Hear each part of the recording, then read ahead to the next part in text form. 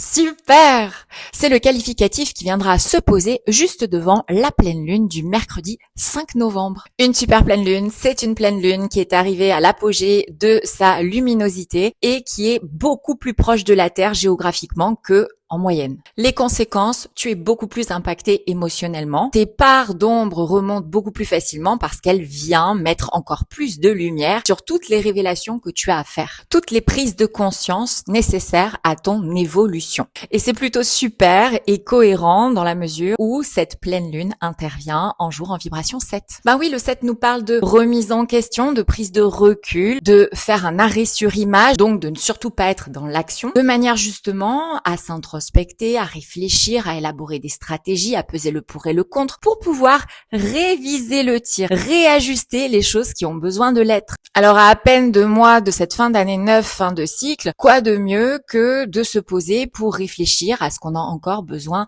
de réviser et notamment de dégager de notre vie. Et d'après moi, vu qu'elle intervient en mois 2, il y a de fortes chances pour que ces remises en question aient trait à ta relation à toi et ta relation aux autres. Alors comment voir si tu es challengé? Eh bien tout simplement si tu vois de l'inconfort qui arrive dans les jours précédents ou le jour même de la pleine lune par rapport à des relations, à du manque de confiance, tu sauras que c'est cette super pleine lune qui est en train de t'aider à mettre en lumière les choses que tu as à régler, à travailler. Parce que souviens-toi, ce cycle lunaire a commencé avec une nouvelle lune en jour 4 qui signifie le travail sur soi notamment pour pouvoir évacuer les peurs qui te limitent dans ta version de vie de toi qui est censée naître à partir du 1er janvier 2026. Et la vibration 7 est une vibration qui, elle aussi, a trait au travail sur soi, au niveau de la compréhension du sens que tu donnes à ta vie et que tu te donnes à toi-même. Pour récapituler, je te propose, dans un premier temps, de te poser, de ne pas prendre de décision hâtive pendant cette période-là, 48 heures avant, 48 heures après la pleine lune, de te poser les questions sur ce qui vient te taper, t'activer. C'est pas agréable, mais ce sont des chances de voir ce qui te reste à bosser avant de finir cette année. Pour avoir toutes les informations sur cette super pleine lune, je t'invite à cliquer sur le lien sous ma biographie et à aller découvrir mon podcast dédié. Tu y trouveras également un cadeau qui est une espèce de rituel